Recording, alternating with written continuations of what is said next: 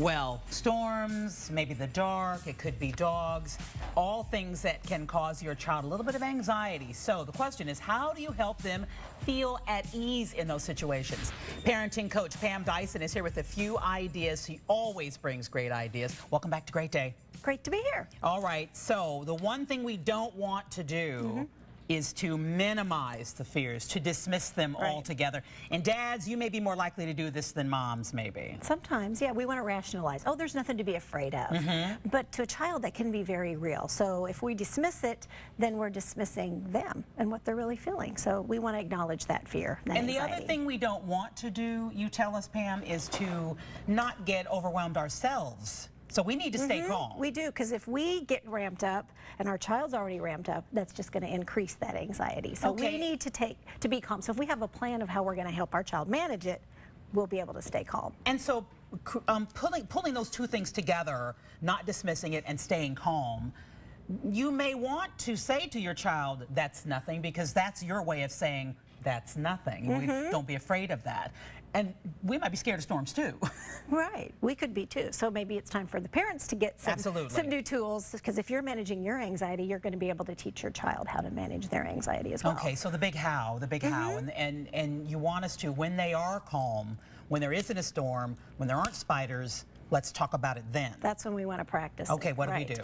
So I like to suggest that parents put together a worry bag. Okay. And so some actual tools that can be in the worry bag. We practice with them when a child is calm, so when they are feeling anxious, they can pull something and they know what to do. What do we put in the worry bag? How about some lavender lotion? Okay, lavender is very calming. It is. Okay. And so if we can lotion our child's arms and their hands when they're feeling anxious, it might bring down some of that anxiety. Okay, so and I just thought of a funny thing that now they're 30 and they're getting married and their husband is like, why do you have 80 ounces of lavender lotion? There you go. Lavender is calming. But what else might go in the worry bag? How about a little squish ball? Oh, I've got one of those. So you can sit there and use it repetitively, get a lot of it out. Because sometimes when we're feeling anxious, our breathing isn't regulated. Right. So if we focus on doing this in sort of a repetitive way, we can maybe regulate our breathing as well. I like the notion of writing about it. Okay. Get a little notepad. They can write about what their worries are, draw pictures of what it is. Sometimes taking it from in here and putting it there can help us manage it a little bit more. All right, and can minimize it for ourselves. Now, what is this? Is a what's little the clothespin worry guy? doll. He's made with a clothespin and some yarn and a chenille stem. And in Guatemala, children put worry dolls under their pillows at night, because that's when your anxiety is always the worst. Right. So if you tell your worry doll what your anxiety is, your worry doll is going to take care of it while you sleep. Is this something, all of this, is this for someone who's 5 and under, you think? I've used this with children even 8 to 10 years of age. Okay. Sometimes they need some tools. Blowing bubbles is very self-calming.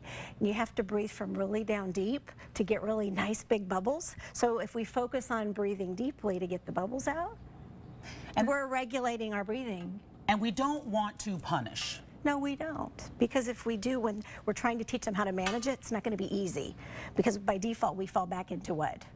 Feeling the anxiety and that shallow breathing. We want to teach them how to regulate their breathing and breathing deeply. A pinwheel's another great way to do it. And the one thing to do, we have to run, and I always hate to because you have such good advice, is we have this conversation one time, put the worry bag together one time, it's not going to be over then. No, we have to keep practicing so that they can learn how to utilize these things. And great things about like this is you don't even need it. Once you've learned how to use it, blow a pinwheel from a deep breath, you can just pretend that pinwheel's out there. So when you're at school and you're anxious, you can still pull from those resources. All right, information. My 12-year-old's afraid of storms, but what helps him is the Forewarn Weather Center. You think I'm kidding.